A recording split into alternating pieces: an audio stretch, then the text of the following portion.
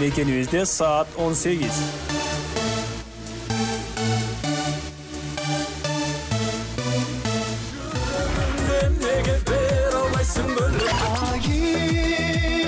Çırağım nege canın sunsaydı sökündü esnep dura Suyunun gözlerinde yeni unut bulutlarday Жүрөк эшкен ырларды Окей радиосунан угуңуздар.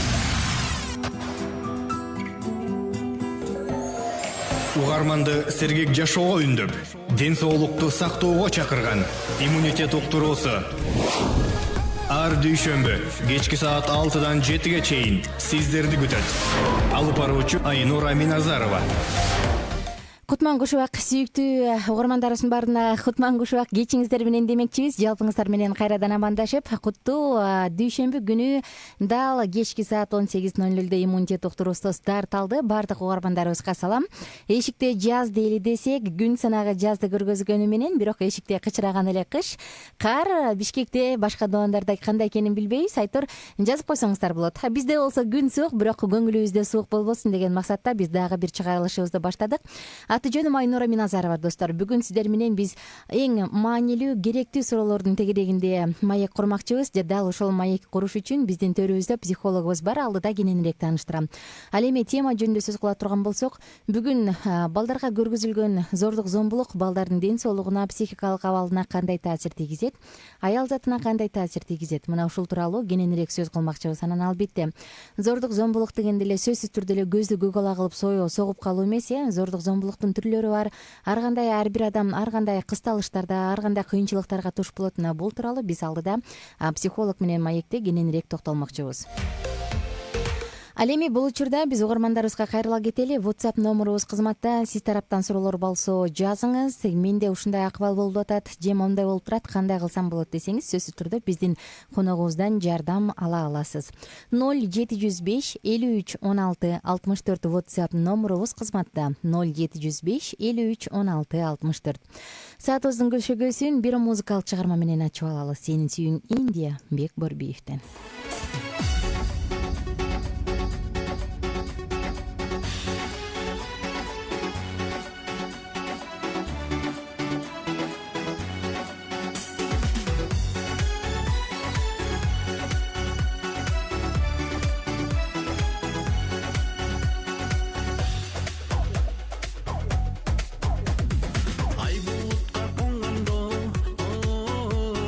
жайнап жылдыз болгондо эл уйкуда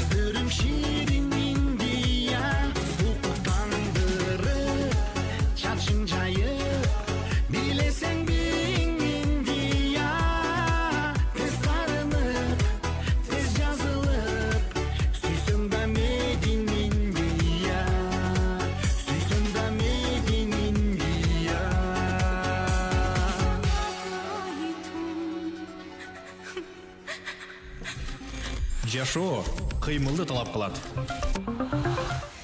Жашоо кыймылды талап кылат. Албетте кыймыл бул ден соолук, кыймыл бул жашоо деп да бекер айтылбаса керек. Жалпы угармандарыбызга өзгөчө кыймылдап жаткандарга ысык салам. Апаларыбыз азыр плитанын жанында туруп эмне тамак жасайм деп кечки тамактын камын көрө баштады го. Баарыңыздарга салам.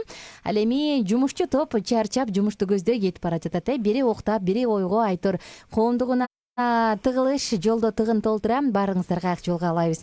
Бизде болсо иммунитет доктурусу башталды жана бүгүн сиздер менен бирге зордук зомбулукка кабылган балдардын ден соолугу деген теманын тегерегинде сөз кылмакчыбыз. Жогоруда убада кылгандай эле коногубуз бар, төрүбүз бош эмес. Бүгүнкү конок Республикалык психикалык ден соолугунун борборунун балдар психологу Сулайманова Гулира Өмүрзаковна эжекебиз төрүбүздө. Кутман кечиңиз менен. Кутман кеч. Саламатсызбы? Саламатсыз. Жазгы баардык майрамдарыңыз менен куттуктайбыз. Чоң рахмат. Анан келип бергениңиз үчүн терең ыраазычылык айтабыз. Алдыда сиз менен таанышканыбызга кубанычтабыз. Гулира эже, канча жылдан бери психолог болуп иштейсиз? Буюрса 20 жыл болуп баратат.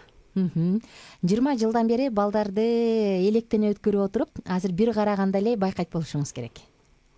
Ошондой тажрыйбага ээ болуп калдык окшойт.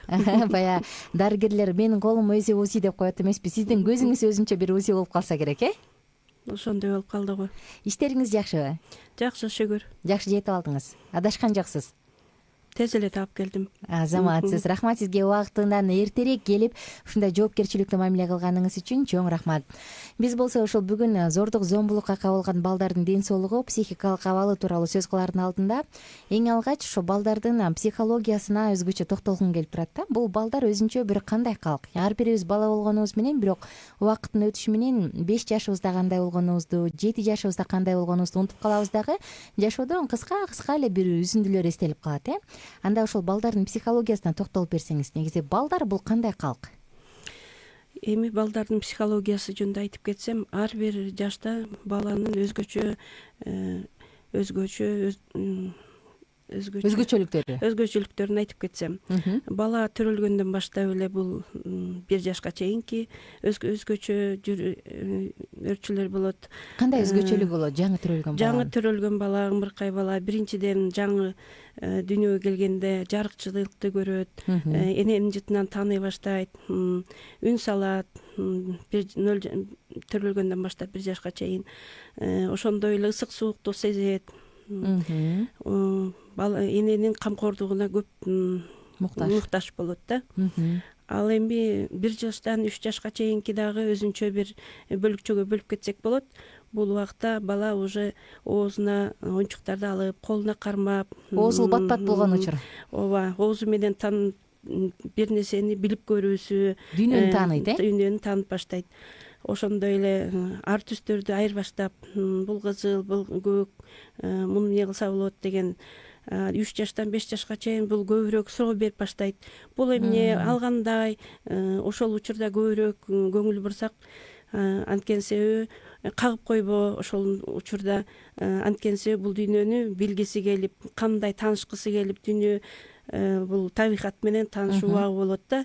Ошончондо орусча айтканда почемучка деп коет, кайра суроо бере турган убагы. Эмне үчүн, кандай айтсаңыз депчи, ошондон тажабасак. Андан кийинки убакыт 3 жаштан 7 жашка чейин айтсак, бул мектеп алдындагы өспүрүм деп коем балдар.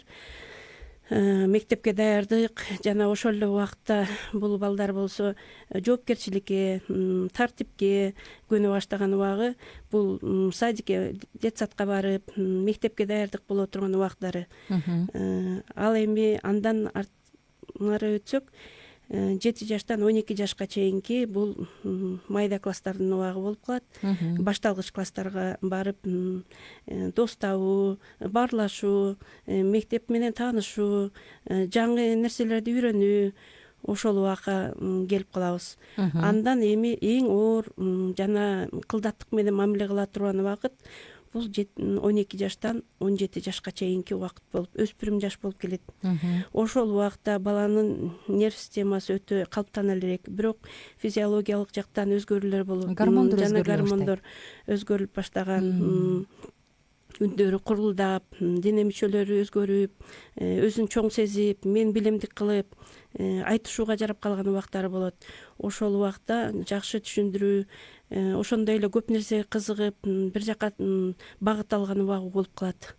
Ошол убакта көбүрөөк көңүл бурсак, баланын ою менен эсептешсек, кандай кылсаң болот, сен кандай деп ойлойсуң деген суроолорду көбүрөөк бериш керек.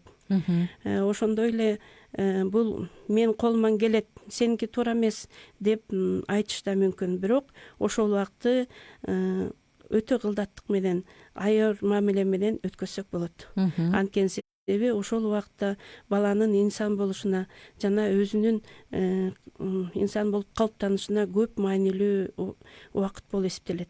Баягы тамашалап да айтып коюшат эмеспи, кичинекей кезде бала менин атам баарын билет дейт. Анан кийин көрсө атам эч нерсе билбей турбайбы дейт. Үчүнчүсүндө атам эч нерсе билбейт, мен баарын билем дейт. Анан кийин эле көрсө атам туура айткан турбайбы деп мына ушундай болуп дагы бир элебузунда бөлүнүп келет эмеспи. Бүгүн ушул зордук, зомбулук жөнүндө сөз кылаарда балдардын үйдөгү ушул үй бүлөдө өсүп аткан баланын ата энесинин чыр чатагына кандай реакция кылат? Негизи баланын психологиясы тез сынабы же алар бир өзгөчө калыптанган эл болобу? Албетте бул тууралуу баарыбыз билгибиз келет. Биздин жөнөкөй эле Айбарчынары деген сыяктуу жолдошубуз, жубайыбыз менен болгон кичине баягы кайым айтышуу балдарга кандай таасир берет? Ушул жөнүндө токтолуп берсеңиз. Мен мисалга келтиргим келет. Балага мамиле кылаарда бир эле сөздү бир нече түрдө айтса болот. Сен жөн турчу деп айткан сөздү сен арыраак болуп турасыңбы деп айтсаң, бала башкача кабыл алышы мүмкүн. Сен жөн турчу деп кыйкырганда бала өзүн коркуу сезимин туура эмес кабыл алып, апам мени жаман көрүп атат, мени кагып атат, какмарлап кыйкырып атат деген түрдө кабыл алышы мүмкүн. Мисалы кичинекей кезде өтө катуу кыйкырганда бала коркуу, зиртилдеп, титиреп, ошол эле кекештенип калышы да мүмкүн. Ошондой катуу чыр чатактын кесепетинен ошондой болуп калышы мүмкүн.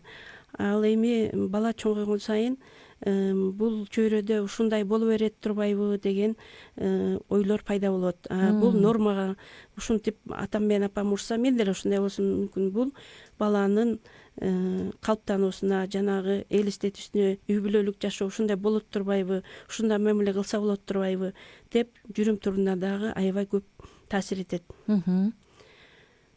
Жакшы. Ошол ата эненин урушун көргөн баладачы, мисалы азыр атасы менен апасы кыйкырып өкүрүп урушуп атышат өз ара, мейли эми себеби эмнеде болбосун, кыскасы урушуп болуп атат. Аны көрүп турган балада? Көрүп турган бала эната бат эле ал урушканында унутуп калышы мүмкүн.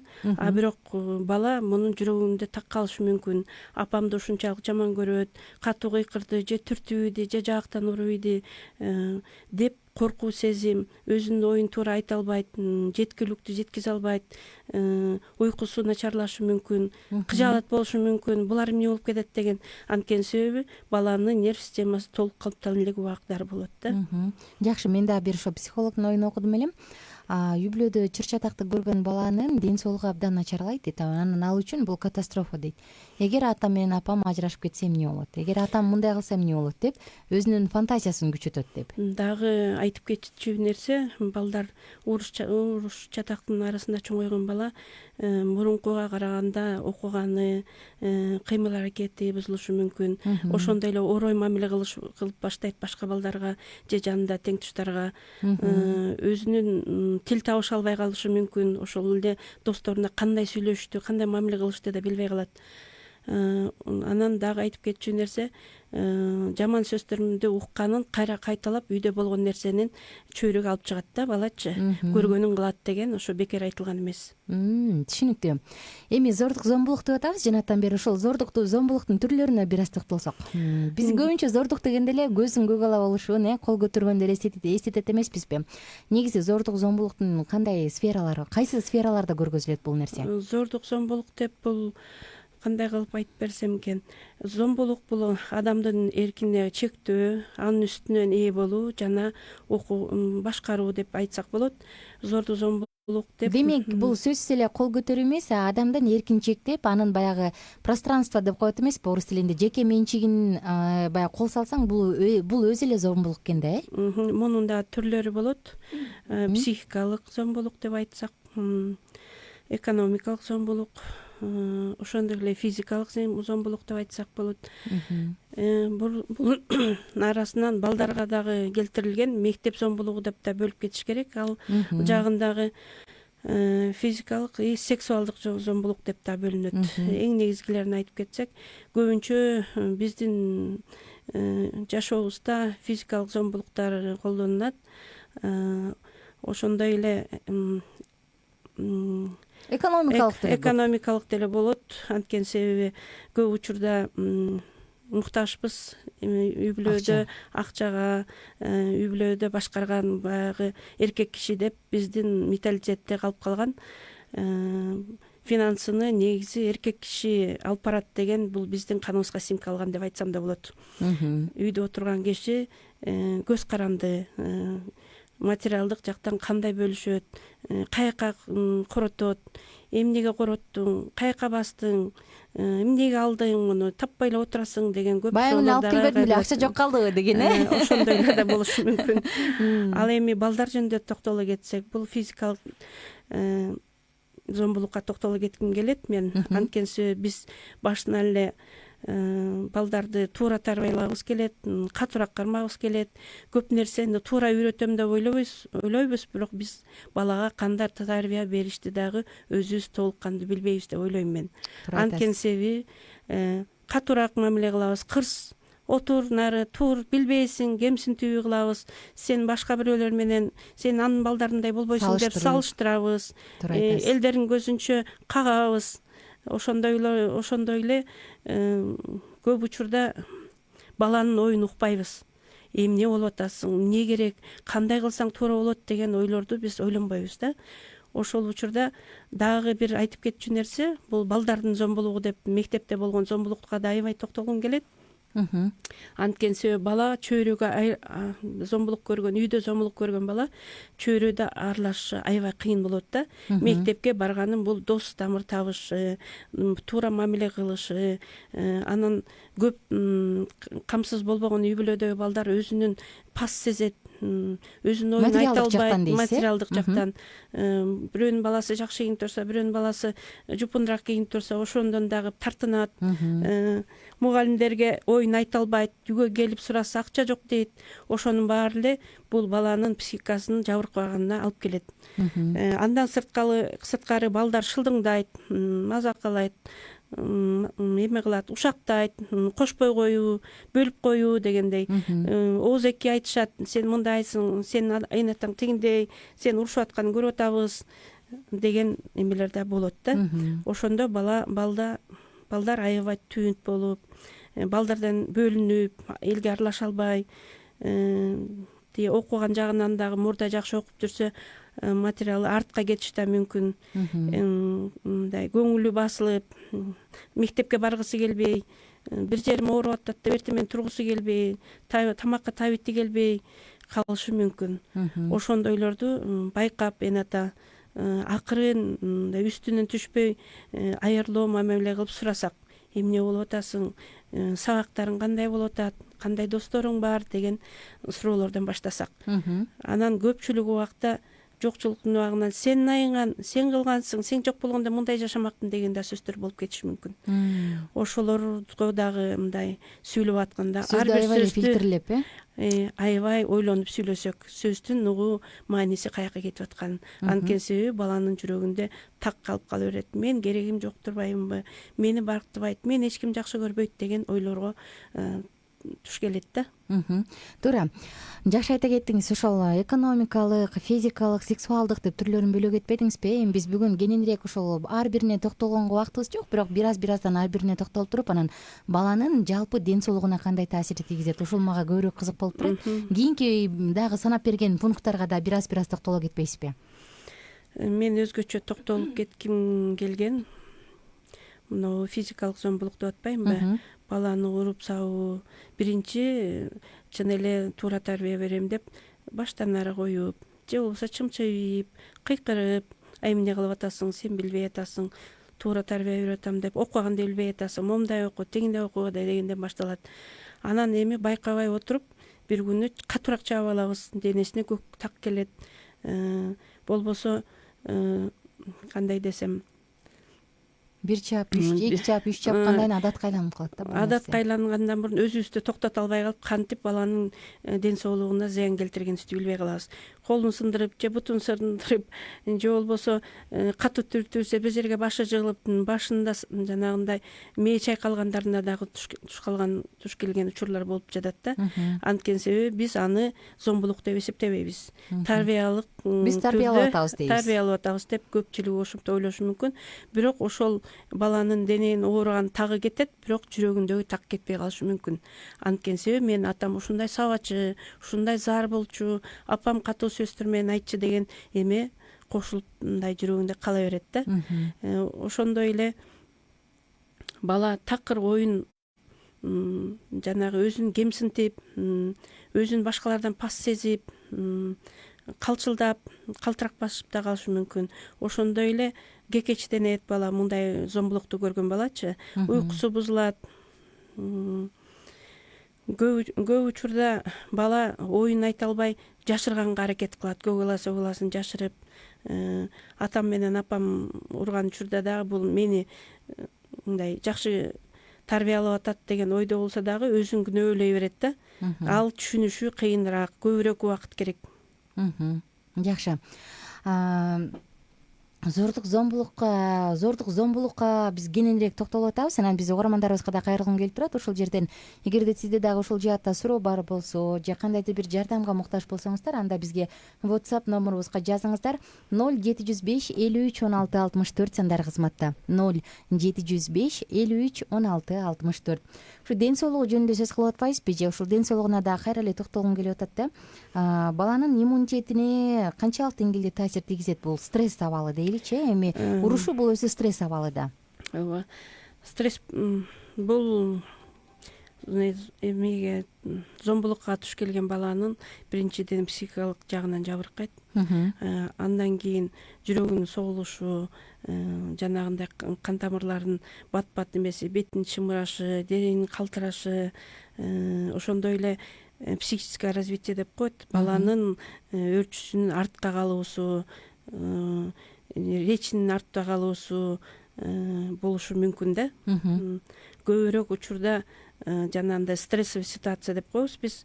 Стресске кабыл алган бала бул бир нерседен аябай эме болуп турат да. Күтүлбөгөн бир кырсыктарды кабыл алып калышы мүмкүн, дагы кайталанат, коркуу сезимдер пайда болот, уйкусу бузулат, тамакка табити бузулат, түшүнөн чочушу мүмкүн. Ошондой эле иммунитет начарлайт. Иммунитет начарлайт. Анан физикалык жактан дагы артта калышы мүмкүн. Бул убагында эс албайт, ойлору келе берет. Эмне себептен мындай болуп атат? Мен муну өзгөртө албайт анткени себеби бала бул ушундай боло берет деген эмеде кала берет да. Постоянно өзү коркуу сезим менен жашап калат да. Коркуп, карачы, канчалык мисалы мүмкүн ата эне мен тарбиялап атам, жакшы болушунга алып атам деши мүмкүн, бирок бала үчүн бул канчалык деңгээлде бар. Эми психологиясына токтолсок, психологиялык жактан жабыркайт деп айтып кетип кетиңизби? Ушуларды камтып кеттиңизби же дагы өзүнчө токтолосузбу? Психологиялык жактан жабыркайт деген бул депрессия алып келиши мүмкүн. Депрессия деген бул маанайдын түшүшү, өзүнүн жашоого кызыкчылык, бул жашоого кызыгын жоготуу, өзүнүн ой жүгүртүүсүн басынышу, өзүнүн талабын жанагы жашоодо өзүнүн ордун таба албай калышы мүмкүн. Социум деп коебуз, бул чөйрөдө айланада өзүнү туура алып жүрүшүн, жана жүрүм турумуна дагы зыян келиши мүмкүн.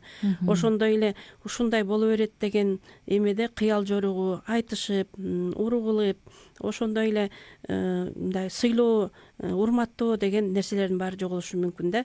Анткени өзүнө болгон ошондой эле эн атасына дагы жакшы мамиле күтпөй эле койсо болот да, уруу соккуга калган баладан. Анткени себеби бул ушундай токмок денесинде ушундай ачуулуу тактар калганда бала аябай сый, урмат, ошондой эле жанагы мурастан калган көп нерселерди эме туура багыт ала албай калышы мүмкүн да. Ошондой эле өзүнүн мүнөзүнө инсан катары бул өзү мындай ачылып, өзүнө ишенимдүүлүгү дагы жоголушу мүмкүн. Түшүнүктүү. Келечегине кандай таасир берет бул нерсе? Келечекте булар деген үй бүлө курушу өтө кыйын болуп калат. Адамга ишеничи жок болуп калат. Бирөө менен тыгыз мамиледе болгонго этпейт, мындай кыйын болуп калат. Мамиле кура албайт.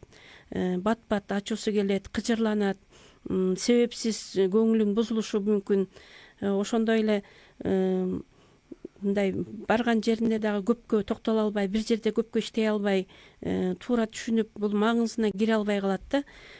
Ошондой эле бул бир жумуштан башка жумушка бат эле которулуп, бир мындай бүлө курган учурда дагы зомбулук көрсөтүшү мүмкүн үйүнө. Анткени себеби ал өзүнүн үй бүлөсүндө ошондой тарбия көргөн. Зомбулук бул нормалдуу нерсе деп элестетип калат да. Түшүнүктүү. Демек, зордук зомбулук көрүп чоңойгон бала ал сөзсүз түрдө өзүнүн үйүндөгү баардык нерсени өзүнүн үй бүлөсүндө дагы кайталайт экен да, кайталап калышы ыктымал. Кайталап калышы ыктымал, ооба. Жалпысынан эле биз жогоруда стресс кандай таасир берет бир аз сөз кылдык. Эми аялдарга токтолгум келип турат да. Тилекке каршы коомдо өзгөчө кыргыз менталитетине ылайыктуу эмби же кандай дем аял заты көбүрөөк жабыркайт, Төрөгөндөн кийин үйдө отурушат. Көз каранды, көпчүлүк эле окууну бүтпөй турмушка чыккандыктан дүйнөнү, жаратылышты, жашоону көрбөй эле турмушка чыгып бала төрөгөндүктөн экономикалык жактан, материалдык жактан жолдошуна көз каранды. Анан үйдөгү акчаны мүмкүн кимдир бирөө чын эле колдонгонду билбеши мүмкүн. Анан чыр жатактар келип чыгат. Айтор аял заты көбүрөөк аярлуу катмар эмеспи? Аялдардын зордук зомбулукка кабылганда ден соолугу кандай болот? Ошол жөнүндө айтып берсеңиз. Аялдардын мен башынан токтолуп айтып кетким келет. Аялдар башыбыздан эле бул эркек киши биздин үй бүлөнүн башчыбыз. Эркекке баш ийиш керек, эркекти сыйлаш керек деген бизде эме менталитетте калып калган да. Ошондой эле үйдөгү чыр чатакты сыртка чыгарбоо, жакшы аял эрин сыйлайт, жакшы аял жакшы эр жакшы деген эмелер бар. Ошондой эле айтып кетким келет. Жакшы аял экен, жакасы агарды деп. Анан бирок дагы белгилеп кетүүчү нерсе, бул жерде аял киши жана сиз айткандай эле төрөгөндө, балдар менен отурганда эркек кишинин жардамына көп материалдык жагына эме муктаж болуп калат, зависимый болуп. Ошол тушта аялда сен эмне кылып отурасың, үйдө эле отурасың, иш кылганың көрүнбөйт. Бул психологик жактан зомбулукка айткым келет да. Тамагыңдын тузу кем, же сен мындай жасаганды билбейсиң, муну эмнеге чалып атат, муну менен катышпа, бул курдашың кандай, сен деген тиги өчүр муну, пайдасы тийбеген кишилер менен аралашасың деген эме болушу мүмкүн да. Керелдигичке эмне кылдың я деп, Ошондой болушу мүмкүн. Бирок бул биз ушул сөздөрчү, мисалы Гүлира эже, жөнөкөй эле сөздөрдө сезилет го, мисалычы, жөнөкөй эле күнүмдүк жашоодо айтылчу сөздөрдө эле. Бирок бул ушуну дагы зордук, зомбулук көрсөтүү деп айтыш керек, айтса болобу? Мен сизге зордук зомбулук менен бул чыр чатактын ортосундагы айырмасын айтып кетким келет. Менин оюмча бул чыр чатак дегенде, мисалы аял киши тең кандуу болуп, жок кандай кылган жокмун мен моундай эле кылып аттым деп актанып же өзү ой пикирин билгизсе, бул жөн эле чыр чатак деп айтсак болот. Албетте бул ар бир үйдө пикир келишпестик, аялы тажал деп айтат анан анычы. Пикир келишпестик болушу мүмкүн. Ошондой эле өзүнүн укугун туура талашуу, теңтайлашуу болсо, бул жөн эле чыр деп айтсак болот. Ал эми зомбулук дегенде бул себепсиз эле, күнөөсүз эле сен муну кылган жоксуң, сен тигинге кылган жоксуң деп жанагынтип жемелөө, ошондой эле физикалык зомбулук кылып кол тийгизүү, биринчи жөн эле жаакка чабуу, түртүү деп башталышы ошондой башталат. Биз ойлойбуз, аял киши ойлойт, эгерде мен жакшы тамагымды жасасам, балдарымды жакшылап карасам, менин күйөөм чын эле жумуштан чарчап келсе, мен туура эмес кылган окшойм деп, бул өзүн өзү күнөөлөп жана күйөөсүн актоого аракет кылат да, биринчиден. Анан бара билбей жатып эле чачынан сүйрөгөнгө, урганга, чапканга, тепкилегенге, ошондой эле башка жерине залакка келтирип сабоо, гоголадан өткөзүп сындыруу дегенге даже өлүмгө алып келген учурлар дагы байкалып жүрөт бизде. ооба, тилекке каршы. Тилекке каршы андай да болуп турат. Мен ойлойм, бул үй бүлөлүк зомбулукту негизи ар бир адам өзүнүн укугун туура билсе. Жана баягы апалар, тажрыйбалуу эжекелер айтып калышат эмеспи? Ай, жолдошуң башында айтса, дароо эле ордуна коюп кой, кийин күчөйт, ал башыңа чыгып алат депчи. Анда канчалык бир деңгээлде бул сөздүн чындыгы бар экен да? Мен ойлойм, негизи ар бир адам бир чыр бир кишиден чыкпайт деп ойлойм да. Негизи баягы уланып берип, эки киши таймаша берсе, бул урушка айланат болуп. Анан уруштан бул зомбулукка айланып кетиши мүмкүн да. Ошондой эле баягы ортодогу золотая середина деп орустар айтмакчы, ортодогу деңгээлди таап жашаса болот, жашаса болот деп ойлойм. Жакшы. Эми ошол зордукка, зомбулукка кабылган аял заты жөнүндө сөз кылып атпайбызбы? Аялдарга кандай кеңеш берет элеңиз ушул нерседен качыш үчүн, ушул нерсени алдын алыш үчүн? Мен дагы бир нерсе айтып келгим келет. Мунун көп себептери бар. Бул зомбулукка кабылуунун жөн эле зомбулук бир күндө эле чыгып кетпейт деп ойлойм. Анткени биринчи эмоционалдык, өзүнүн психикалык ден соолугунан дагы зависить этиши мүмкүн. Адамдын ошондой эле бул эрте үйлөнгөндүн дагы кесепети деп ойлойм. Бул турмуш деген эмне экенин түшүнбөй эле эрте үйлөнүп алган, өздөрү бала болуп, үй бүлө куруп алган, жоопкерчилик, ошондой эле бала багылуу, үй бүлө багуу дегенге даяр болбой эле, жана сиз айтып кеткендей, аял киши дагы турмушка даяр болбой эле чыгып алган учурлар көп болот. Ушул экен деп туруп. Ошол дагы себепкер болот. Анан эки жак бөлүнүп жашаганда дагы жанагы азыр турмуш шартка жараша финансыны карап ар жакка бөлүнүп кетип, бири-биринен кызганып, сен эмне кылып атасың, сага ким чалды, сен ушунча убакыт эмне кылдың, мага чалбай койдуң, телефонду албай койдуң дегендерден да өтө кызганычтардан да пайда болот. Зомбулук ошондой эле жанагы сиз айтып кеткен финансылык деп атпайсызбы? Баарыбыз эле айланып келип эле бул акчаны такалып калабыз. Ошондой эле акчанын негизи ар бир бүлөдө туура эсептөө, туура коротууну үйрөнсөк. Кыргыздар негизи өзүбүз көп учурда той торбого, башка жака пайдаланып коебуз акчанычы. Бирок ада эле себеп эмес зомбулукка. Бирок ошентсе дагы көп нерсени ойлонуп иш кылсак деп ойлойм. Айымдар аяй көйнөк кийгиси келет, Анан өткөндө эле албадым эле деген башталат кээде. Албетте көйнөк кийгиң да келет, жакшы жерге да отургуң келет, бирок ар ким өзүнүн мүмкүнчүлүгүнө каратып иш кылсак. Туура айтасыз. Дагы токтолосузбу бул маселеге? Дагы айтып кетүүчү нерсе, бул зомбулук деп атпаймынбы? Физикалык зомбулукта көбүрөөк эле ушинтип постоянно жанагы арак ичкен үй бүлөдө да көп жаңжал болот. Ошондой эле көп эле постоянно эле уйкудан кала берсе, ызы чуу боло берсе, үйдө мисалы жумушка барган аял киши көзү башы шишип, уктабаган билинип, кийиминен болсо даярданбай чарчаганы билинип, тыкандыгы билинбей, жумуштан көп нерсени унутуп калып, ордуна койбой, же бир нерселерди этпегенде, ошондо жанындагы кишилер байкаса, бул эмне болуп аткан, уялбай эле, тартынбай эле сага жардам керекпи, кандай жардам бере алабыз деген суроолорду берсек. Көп киши бул нерселерге кайдыгер карайбыз. Анткени бирөөнүн бүлөсү аралашпай эле койсок депчи. Бирок ошол учурда көгөрдө эчтеке болбойт, аял деген таяк жейт деген дагы эмелер болушу мүмкүн. Кызык сөз бар эмеспи? Эрди катын урушат, анан эси жогу киришет деп. Кээде үй бүлөлөргө кой киришпей эле коюш керек дейбиз дагы. Бир күнү арабызда жок болуп калганда анан кап деп калат. Дагы айтып кетүү нерсе, бул биздин азыркы убакта кризистик центрлер бар.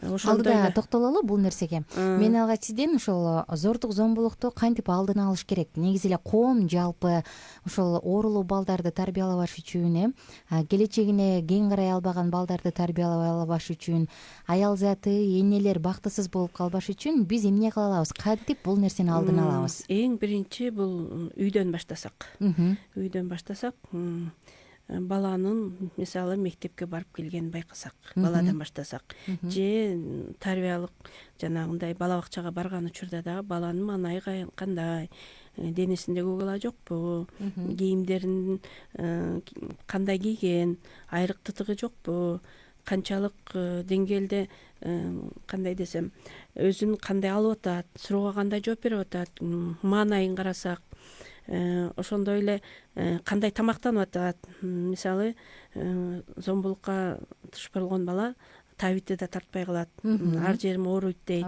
басканы көңүлү келбейт, мурдагыдай мындай маанайы сус болуп калат, күлгөнү да жок болуп калат, азаят, мындай эме кылат да, өзү жалгыз калганды жакшы көрүп калат. Ошондой учурда баланы байкасак, биринчи эн ата байкаса, эмне себептен мындай болуп аткан, анан эле такап эле аябай сурабештен акырын кылдаттык менен сурасак. Эгерде ошондойду байкасаңыз, сиз биринчи эле бул эмеге алып барсаңыз, медициналык доктурга алып барсаңыз, эмне себеп болуп атканын, ошондой эле психологко алып барсак, эгерде сиз алардын себебин билсеңиз, мектеп менен да тыгыз байланышта болуп туруш керек. Эгерде балага сексуалдык зомбулук болгон болсо, анда ички иштер органдарына кайрылышуу өтө зарыл. Анткени себеби бул нерсе ушул ойдон калбоо керек.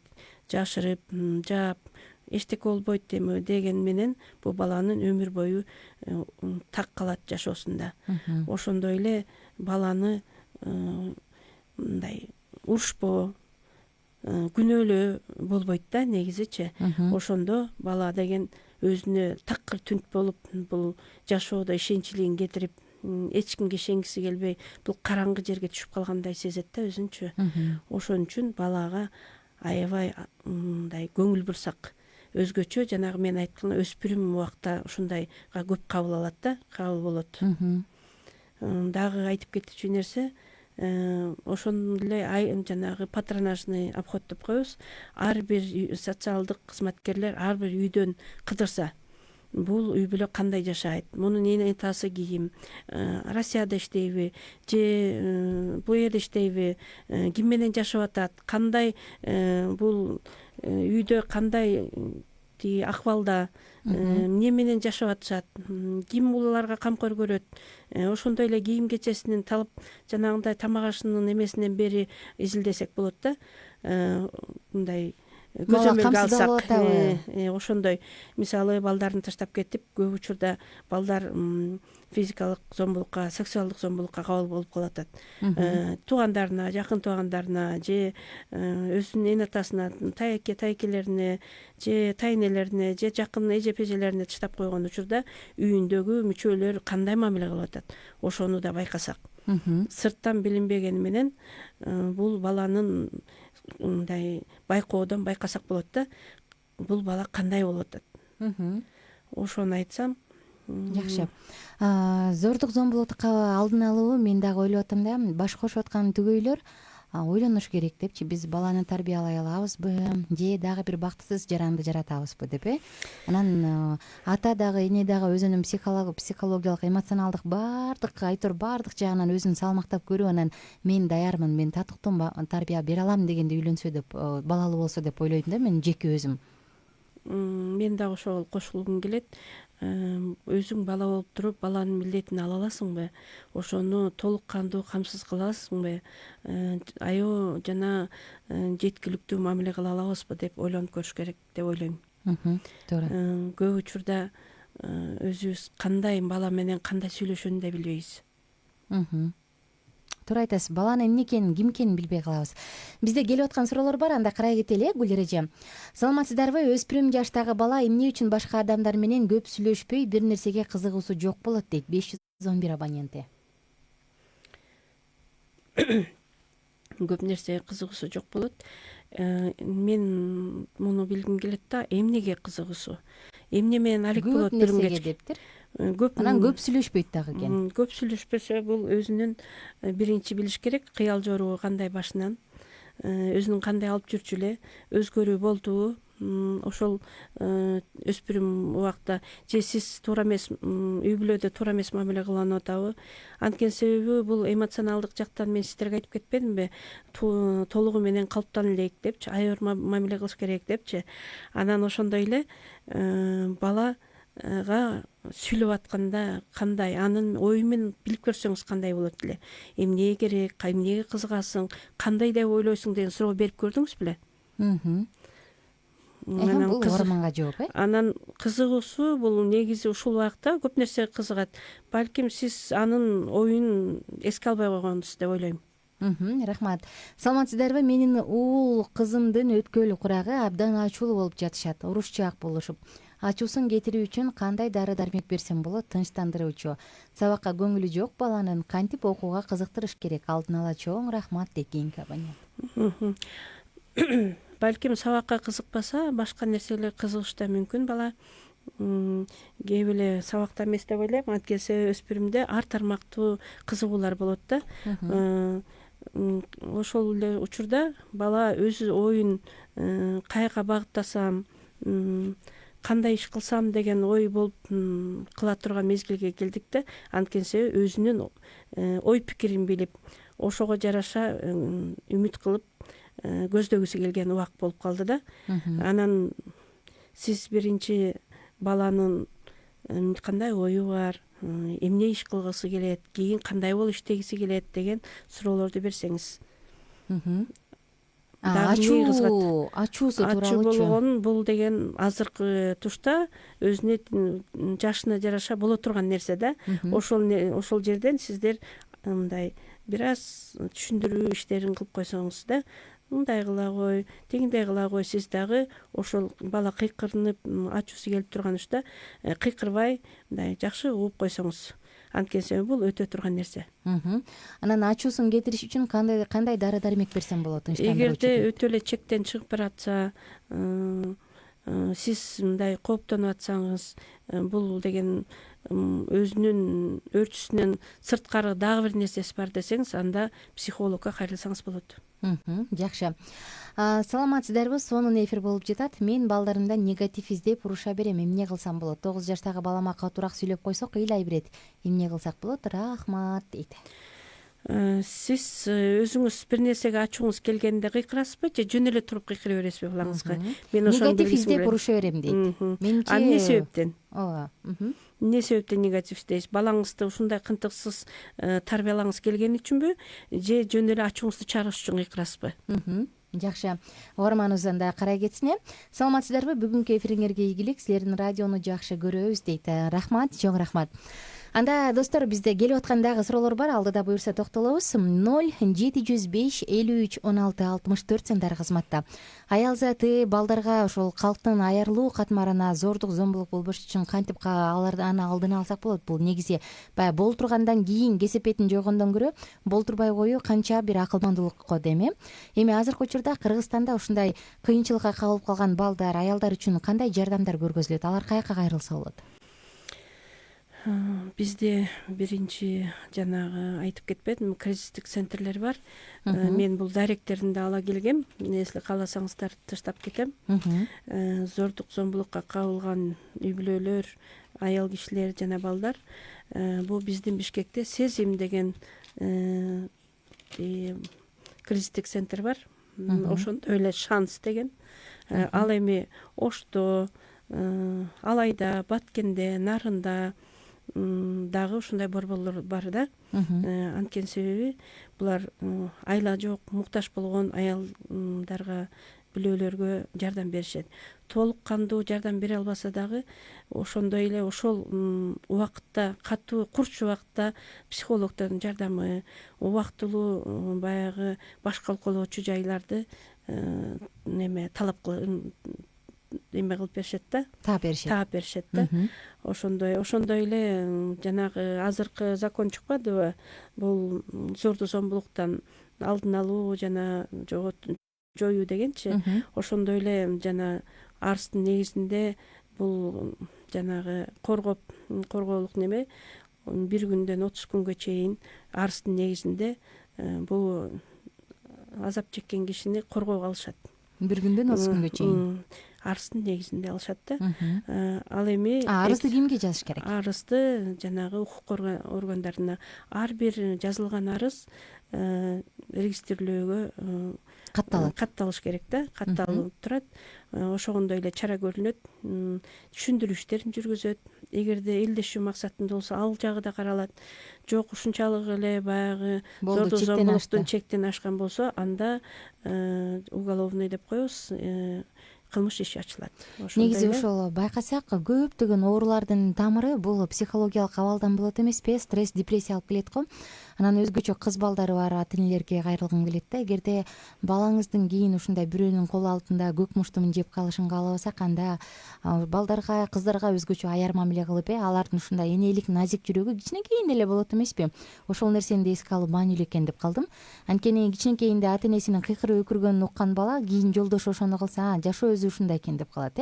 Эгер ата энесинин кичинекейинен көргөн аяр мамилесин, сый мамилесин, урматын көрүп чоңойсо, кийин ал өзүнүн укугун коргогонго жарайт го дейм. Анан адамдар да негизи кызык да, өзүн коргой алган адамдарга көп кол сала албайт. Анан мындай өтө эле аяр, өтө эле мындай алсыз болуп турса, анан анын үстүнөн ого бетер зомдук көргөзүшөт да. Бизде дагы смстер бар, анда карай кетели, анан саатыбыздын соңку мүнөттөрү болот экен.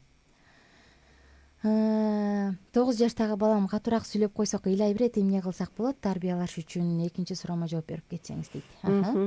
Мен сизге кеңеш бермекмин. Балага катуу сүйлөбөйм, жана айтып атпаймынбы?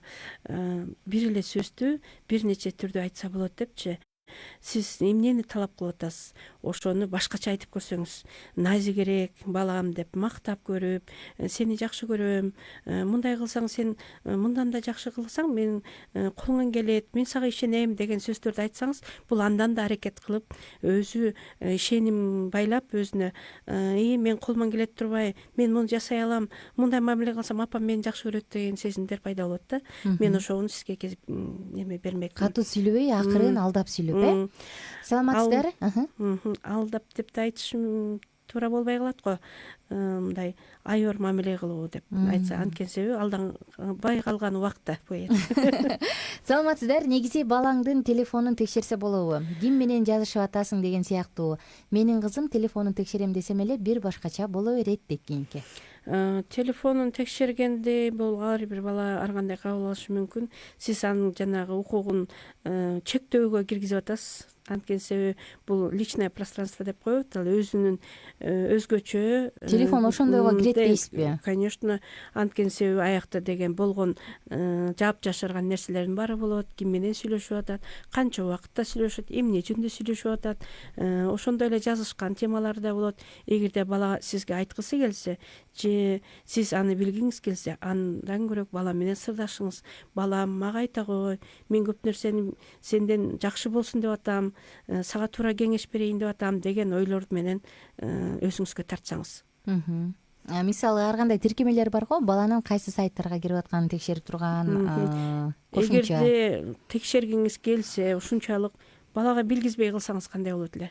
А эгер мындай кылсачы, мисалы телефон алып берип атканда, мен жакында бир ата энелерди уккум.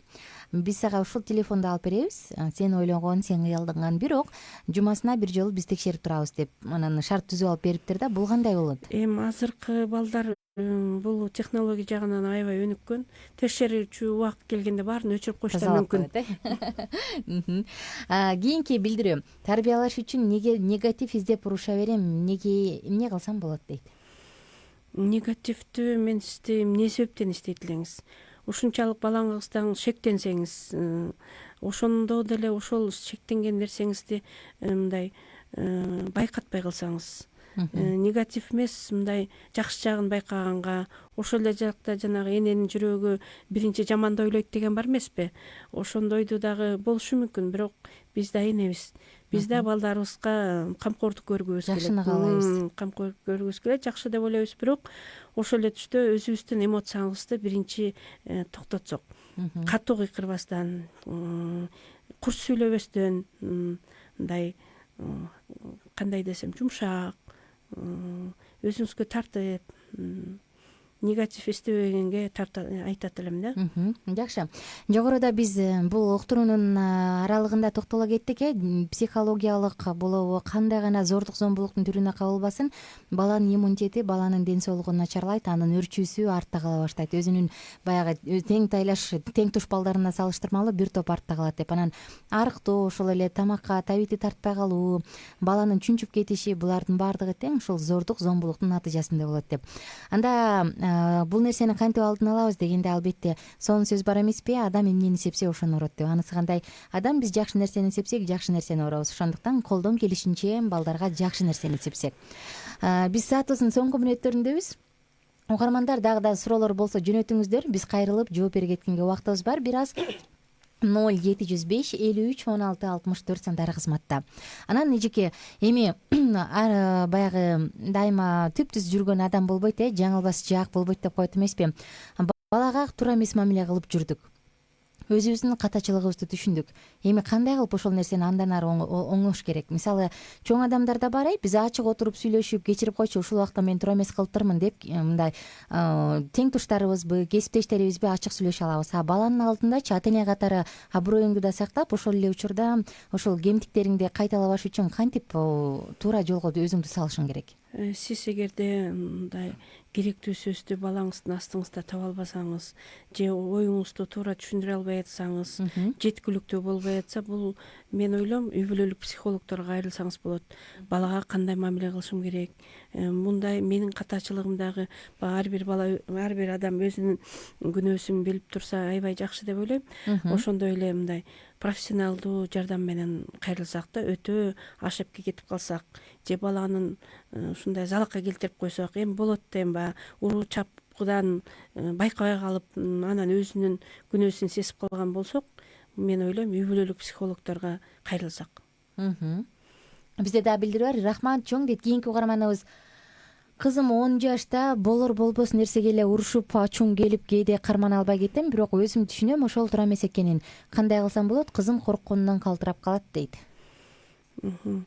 Дайыма кыйкырып берсеңиз, балага бул жанагы дистресс деп коет. Кайра кайталай бере эле атат дейм. Сизде айтыңыз, сиз айткан боюнча, бул бала ушундай чүнчүп, калтак басып, өзүнүн оюн айта албай, ошондой эле жанагындай орой мамиле кылганга көнүп калат бул балаңыз дагычы. Ошондой эле уйку бузулушу, анан баланы стресске түшүрүп коюшуңуз да мүмкүн. Стресске түшүрүп койсоңуз, бул баланын кандай десем, нервдин жана тең салмагын бузулуп калат да, кыжаалат болот, өзүнүн пас сезип калат башкалардан, өзүнүн оюн айта албайт, уйкусу бузулат, анан болор болбос нерсеге көңүлү бузулуп калат, эчтекени чыртылдап жактырбай калат. Ошондой өзгөрүүлөр болбосун десеңиз, өзүңүздү токтотконго аракет кылыңыз. Анан эгерде ушундай эле кандай мамиле кыларыңызды билбей атсаңыз, жана мен сизге кеңеш берейин, детский психологко же үй бүлөлүк психологко кайрылсаңыз. Анан баланын өзгөчөлүктөрүн да байкасак, эмне себептен бул сиз жөн эле турган балага кыйкырып аткан жериңиз жокпу, да? Айтылбаптыр ал жөнүндө. Эми ошондойго дейм, жөн эле турган балага эч ким кыйкырбайт болуш керек. Ошон үчүн психологко эле кайрылсак, туура мамиле кылганды кандай кылыш керек, эмне себеби болуп атат, бул биринчи себебин издешибиз керек. Рахмат. Келип аткан билдирүүлөр соңуна чыкты. Биз болсо эфирибиздин соңку мүнөттөрүнө жетели деп калдык. Анда психолог катары негизи баланы кантип кандай кылып тарбиялаш керек? Баланын ден соолугуна мүшкүл келтире албаш үчүн, залака тийгизе албаш үчүн биз кандай кылганда аларды туура мындай жакшынакай кылып чоңойто алабыз? Мен ойлойм, ар бир бала бул эненин, атанын сүйүүсүнө, жанагы туура кандай десем, толук үй бүлөдө чоңойгонго, муктаж болгон нерселерин толук алганга, көңүлү ачык, жанагы эркелетүүнүн дагы түрү деп коебуз биз, өтө ашепке эркелетүү да болбойт. Бала дагы өтө көбүрөөк эркелетсе, бул манипуляция кылып баштайт. Анткени себеби бала каалаган нерсесин ала баштайт. Бул эркелетүүнү да чең билсек. Эгерде сиз баланы кандай кылып тарбияласам, өтө эле көзүн караса да болбойт деп айтып кетпедимби? Ошондой эле бала өз убагында билим алуусуна шарт түзүп берсек, мен дагы бир нерсени айтып кетким келет. Ар бир баланын күн тартибин кылсак, бала бир күн кечке эмне менен алек болуш керек. Сиз ошол убакытты туура бөлүштүрсөк, анан ошого көзөмөл кылсак, ошого туура шарт жана убактысы менен бөлүштүрүп берсек, албетте көзөмөл да керек балага. Дагы бир суроо келип калды, кара калтырып койбойлу. Саламатсыздарбы? Ишиңерге ийгилик. Мен балдарымды катуу урушуп алсам, эртеси жакшы сүйлөп коем, бул туурабы дейт. Эртеси деп айтыш дагы кандай болуп калат эми? Канча убакытка чейин туура сүйлөйсүз, жакшы сүйлөйсүз. Эгерде ачууңуз келсе, ошону дагы мындай айткандан кийин, бул апам бир күнү жакшы сүйлөйт, бир күнү урушуп коет деген да ой кабыл болушу мүмкүн да. Мындай ортодо эме нерсе позицияны кармасаңыз деп ойлойм да. Сиз жанагы кээ бир адам болот, кабык кашынан байкаган, ошол позицияга өтсөк деп ойлойм мен. Өзүнүн каары эмес, мындай кандай деп коет, эмоциясын эле көргөндө бала сезе тургандай болот. Бала баягы биздин апамды тартып койдум окшойт, туура эмес кылдым окшойт деп байкап калган нерсеге өтсөк дейм да. Анткени ачуу сөз бул көңүлгө жаман катуу тиет деп ойлойм. Жакшы сөз болду. Достор, биз сиздер менен коштошуу учурдабыз. Бүгүнкү эфирдин коногу менен дагы бир жолу тааныштыра кетсем, Республикалык психикалык ден соолугунун борборунун балдар психологу Сулайманова Гүлира Өмүрзаковна болду. Келип бергениңиз үчүн терең ыраазычылык айтабыз. Ал эми мен угармандарга кайрыларым. Саадагын балдарга толтурган адам бактылуу деп коет эмеспи? Бул ар бир демек бала бул бакыт экен. Баланын өзү бакыт дейт. Ошондуктан балдар бар болсо, алар бизге ишенип тапшырылса, түбөлүк биздики эмес, алар бизге бир аз гана убакытка берилет экен, тарбиялап буядан учурганга чейин. Ошол 18 жылбы, 20 жылбы, 25 жыл аралыгында эмне сээп, алардын жүрөгүнө эмне салабыз, алардын келечегине кандай уютку салабыз, булардын баардыгы сиздин бийликте. Эгерде өлкөнүн келечекте бактылуу болушун, келечеги кең болушун кааласаңыз, анда бактылуу балдарды тарбиялаңыз демекчимин. Коштошобуз сиздер менен. Аты жөнүм Айнура Миназарова. Сизге 1 мүнөттүк эркин микрофон. Мен сиздерге айтып кетмекчимин. Балдарды кандай тарбия билсеңиз, ошондой кийин карлыкта ошондой мамиле күтсөк болот. Колдон келишинче баланы сый урматтын үстүндө, эркелик, балалыктын, бактылуу балалыкты өткөзгөнгө, ошондо эсинде каларлык, мен атам момундай эркелетчи, мен апам момундай кылып мени сүйүнчү, мен туулганда момундай белектерди кылчу деген эске тутуулар калса деп ойлойм. Чоң рахмат. Ар бир балада жагымдуу гана эске тутуулар, жагымдуу гана учурлар калса. Достор, эртеңки таңга чейин деп коштошом. Баарыңыздарга кутман кеч. Дагы бир жолу бүгүн кечинде, эгер буга чейин бир нерсени кылбай келген болсоңуз, мүмкүн бүгүн кечинде ошол уктуруунун таасири алдында өзүңүздүн балдарыңызга көңүл буруп, алар менен сүйлөшүп, жылуу сөзүңүздү арнарсыз. Мүмкүн буга чейин урушуп келген болсоңуз, бүгүн жогоруда эжекебиз айткан приомдорду, ыкмаларды, методдорду колдонуп, өзүңүздүн жакшы бир методуңузду кабыл аларсыз. Айтор, булардын баардыгы албетте убакыт жана үйрөнүү. Бар болуңуздар, кутман кеч баарыңыздарга. Рахмат.